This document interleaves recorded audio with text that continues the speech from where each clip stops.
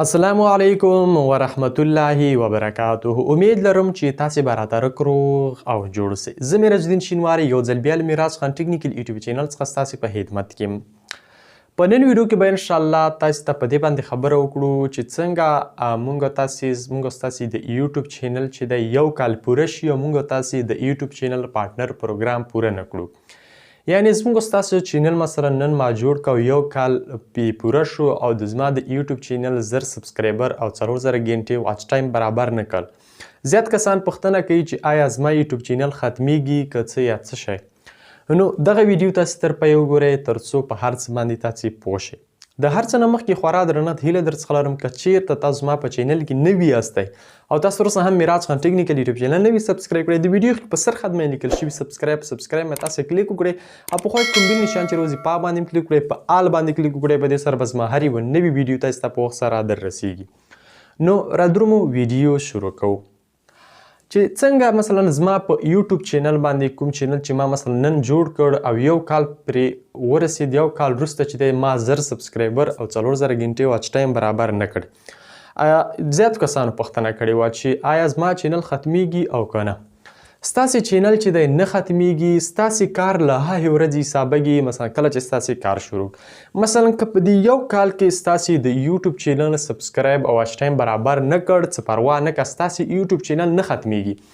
یوټیوب ته مهم وروستی 315 ورځې دي.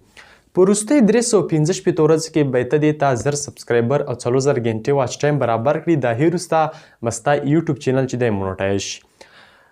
دا فرق نه که چې مثلا ما 2 کاله مخکې چینل جوړ کړی دی او ما سبسکرایب پوره نه کړه او واچ ټایم پوره نه کړه په کال کې، نو زما یوټیوب چینل ختمیږي. نه، ستا یوټیوب چینل نه ختمیږي. که نن ورځ مثلا نن ورځ ما یوه ویډیو اپلوډ کړه، صحیح شو، بله مې 3 میاشتې وروسته اپلوډ کړه. زه غواړم د 3 میاشتې وروسته خپل کار ټیټ کړم، نو زه باید دا 3 میاشتې وروسته چې مثلا ما کار تیز روان کړی دی، 3 میاشتې وروسته ما کار تیز روان کړی، دغه 3 میاشتې وروسته زما کال حسابیږي، نه دا دلې.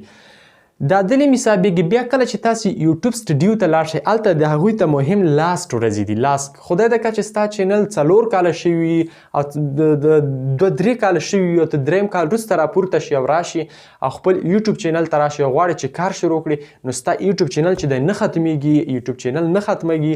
همدارنګه همدې ورځې نه چې مثلا ستا نن کار شروع کړو، له دې ورځې ستا کار شروع کېږي. که سبا د کار شروع که سبا ورځې څخه ستا کار شروع کېږي. که دا مخکې ویډیوګانې مثلا تا کال مخکې کار شروع کړی دی او ویډیوګانې اپلوډ کوې خو تا واچ ټایم او سبسکرایب پوره نه کړ، څه باګ نه کړه، دې نه وروسته کار ټیټ کړه، دې نه وروسته تیز لاړ شه، هر وخت ویډیو اپلوډ کوه، شیر کوې، همداسې وروسته ستا ویډیو هم وایرل کېږي.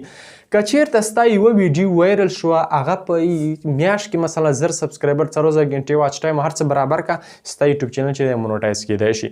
نو هغه کسانو ته چې میسیج یې کړی وي، واتساپ باندې میسیج یې کړی وي، یوټیوب کې کمنټونه کړي، نو یوټیوب چینل چې دی هغه نه ختمیږي. یوټیوب چینل نه ختمیږي، دا څه خبره ده چې یوټیوب چینل به ختم شي.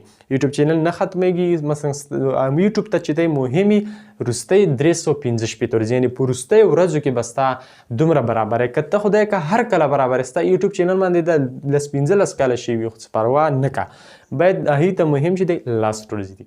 په دې هیله چې راسره پوه شوي به یاستئ. مننه.